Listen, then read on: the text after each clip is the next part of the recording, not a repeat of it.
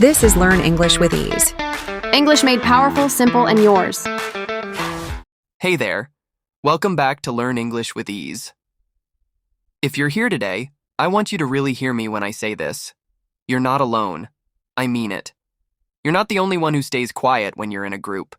You're not the only one who understands everything, follows the conversation, even knows exactly what you want to say. But you don't say it. You sit there quietly. You nod. You laugh when everyone else laughs. But deep down you're thinking, why am I not speaking? Why can't I jump in like everyone else? What's wrong with me? And maybe after the conversation ends, you replay it all in your mind. I should have said this. That was my chance to speak. Why did I freeze? And that inner voice, it starts sounding like shame. But here's what I want you to know. You are not weird. You are not broken. And you are definitely not bad at English. What's happening inside you is something deeper, something that language textbooks never prepare you for. And today we're going to talk about it. Jack, I'm already feeling this so deeply because I see this all the time. It's one of the most heartbreaking parts of language learning. So many of my students, brilliant, thoughtful, sensitive people, tell me the same story. They're fine one-on-one. They can chat in English privately, they even enjoy it. But the moment they're in a group, especially a group of native speakers, something shifts. Suddenly, they disappear into silence. And it's not because they don't understand. They do. It's not because they don't have ideas. They do. It's because group conversations are fast, messy, unpredictable. People interrupt each other. They use slang. They talk over one another. And when you're learning a second language, your brain is already working overtime. Add social pressure to that. And it's like your system shuts down. Your body says, nope, not safe. And so even though you know English, you say nothing. And then you carry that silence home with you, like a heavy coat you can't take off. Yes, exactly. And you know what makes it worse? When people say things like, just speak more, or don't be shy, they mean well, but that kind of advice just adds pressure. It makes you feel like your silence is a flaw, something to fix, but your silence is actually a signal. It's your body telling you, hey, I'm overwhelmed. I don't feel safe yet. It's your nervous system going into protection mode. And what people don't realize is that speaking in a group, especially in a second language, is one of the most vulnerable things you can do. Because it's not just about finding the right words, it's about being seen. It's about taking up space. It's about trusting that you won't be judged, laughed at, or ignored. And if you've ever been interrupted or corrected harshly or made fun of for your accent, even once, your brain remembers that pain. And every time after that it whispers, don't risk it again. Jack, that gave me chills, because I've lived that.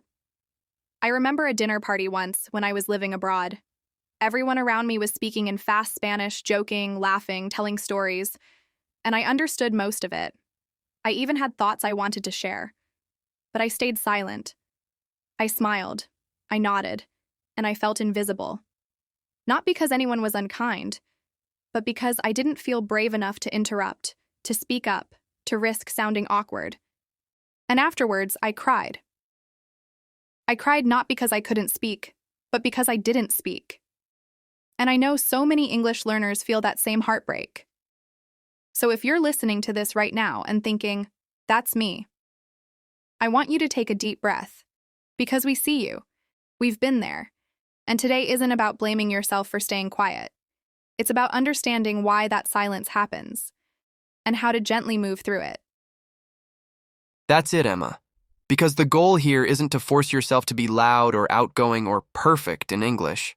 The goal is to feel safe enough to speak, even in messy, fast, unpredictable group settings. So let's talk about some real ways you can build that safety. First, start by observing without judgment. Notice the flow of conversation in groups. Who talks the most? Who gets interrupted? Where do people pause?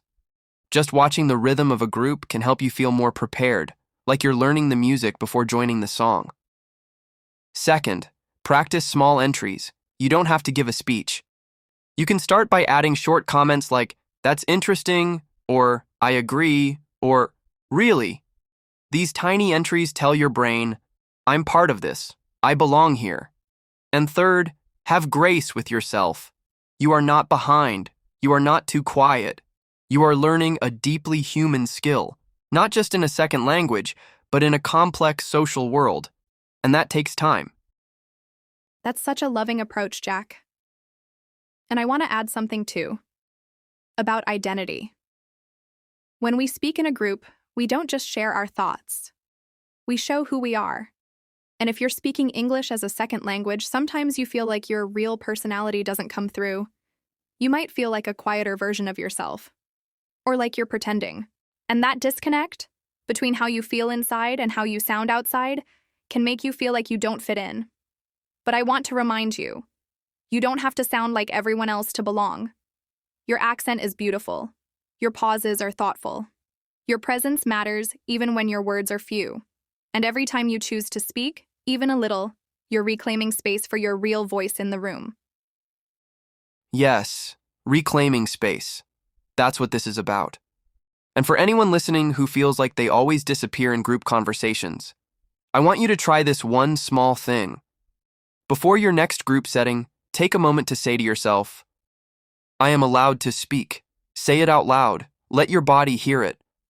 I am allowed to speak.